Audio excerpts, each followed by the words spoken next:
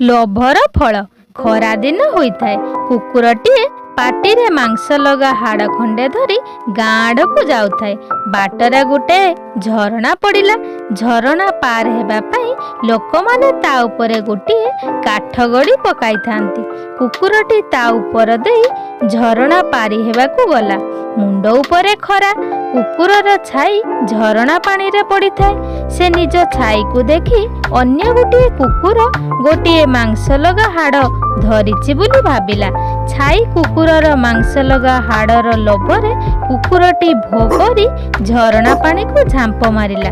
ତା ପାଟିରୁ ମାଂସ ଖଣ୍ଡକ ପାଣିରେ ଖସି ପଡ଼ିଲା ଏବଂ ସେ ମଧ୍ୟ ପାଣି ସୁଅରେ ଭାସିଗଲା।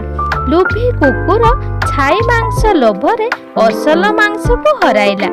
ଏଥିରୁ ଆମେ ଶିଖିଲେ ଅନ୍ୟ ଜିନିଷ ପ୍ରତି ଲୋଭ କରିବା